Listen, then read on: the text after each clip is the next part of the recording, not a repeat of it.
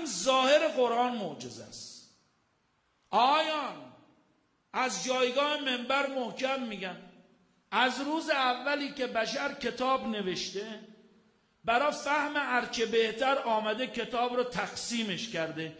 حالا یا باب بوده یا فصل بوده یا درس بوده، آمده کتاب رو تقسیمش کرده به قسمت‌های مختلف، مخاطب بتواند بهتر درک بکنه. خدای عالم هم هر چی کتاب برای بشر فرو فرستاد از این مهم غافل نبود. قرآن کتاب‌های آسمانی رو تقسیم می‌کرده. قرآن هم مثل مابقی کتب آسمانی تقسیماتی داره، اما بینی و بین الله تقسیمی که در قرآن میبینید رو برید بنگرید تو کدوم کتاب دیگر نظام عالم میتونید مشاهده بدونید. 114 تا سوره داره. یک سوره قرآن سوره بقره است، 286 تا آیه داره. یه سوره قرآن هم سوره مبارکه کوثر 3 تا آیه داره. اونم سوره است، اینم سوره است. یه سوره قرآن آل عمران با 200 تا آیه. یه سوره قرآن هم از سوره مبارکه عصر با 3 تا آیه است. اونم یک سوره است، اینم یک سوره. جالب اینه که از نگاه علم ریاضی وقتی عده‌ای محقق اومدن به قرآن نگاه میکنن میگن خود این قرآن رو ما از منظر علم ریاضی وقتی میشینیم رصد میکنیم اصلا عجیبه. قرآن دارای غرایب واقعا قابل تأمله. یعنی وقتی میشینیم نگاه میکنیم، مثال میزنم خدمت دوستان، میگن آقا شما بیایید حسابش رو بگیرید. سوره اول قرآن بگید عدد 1 به اضافه چند تا آیه داره؟ 7 تا آیه داره.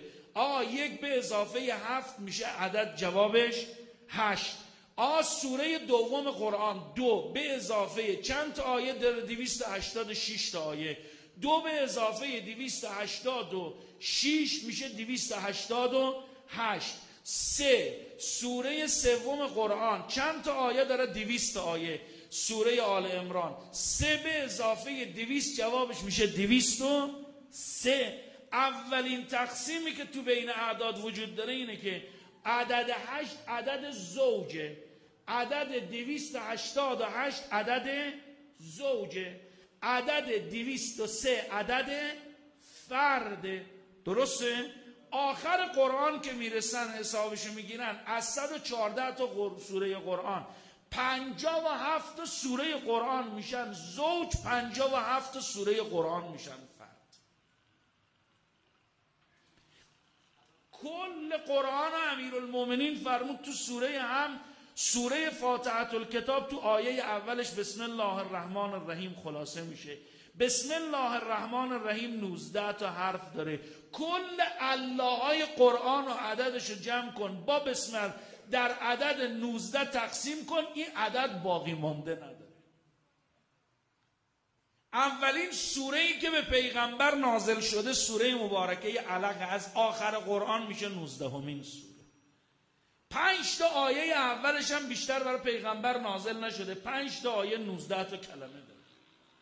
عدد این 19 تا کلمه رو حرفاشو که در بیاری عدد حروفشو در 19 تقسیم میکنی باقی مانده نداره. قرآن معجزه است.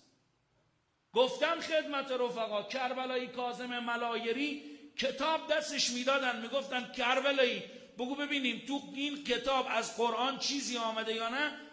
قرآن کتاب رو بو میکشید، با بو کشیدن جواب میداد. میگفتن از کجا میفهمید؟ درستم جواب میداد. میگفت کتابی که توش از قرآن چیزی نوشته شده باشه این کتاب بوش و رائحه‌اش با مابقی کتابا فرق میکنه. حضرات این قرآنی که معجزه است، این قرآنی که نه فقط معجزه است، شفاء هر درد بشریته، شفاء بر هر درده. بنده الان نمیخوام معطلتون بکنم، خواص صور قرآن مجید رو براتون یادآور بشم. سوره بقره چه برکاتی داره، سوره فاتحه الکتاب چه آثاری داره، سوره مجرات چه آثاری داره، سوره نانزلنا چه آثاری داره، سوره قل هو الله احد چه آثاری داره. اصلا قرآن شفای همه دردهای بشریته. حضرات در جلسه این قرآن رو پیغمبر تو ایام پایان عمر مبارکش فرمود به همه امتش انی تارکم فیکم الثقلین کتاب الله و اطرتی، از بین شما دارم میرم 2 امانت نزد شما قرار میدم. امانت اول رو پیغمبر فرمود قرآنه. التفات داشته باشید امت، این قرآن با عظمتی که خدا به سینه سینای پیغمبر خاتم نازل کرده، این قرآنی که جدای از همه ویژگیاش معجزه است، این قرآنی که علم داره اثبات میکنه اعجازشو، پیغمبر آخر عمرش فرمود از بین شما دارم میرم 2 امانت میگذارم. یک امانت از جانب پیغمبر در نزد من و شما این کتاب پروردگاره. حالا از ما چی خواسته پیغمبر اکرم؟ اینی که مردم تو عمرتون لطفاً با این امانت مأنوس باشید، ازش جدا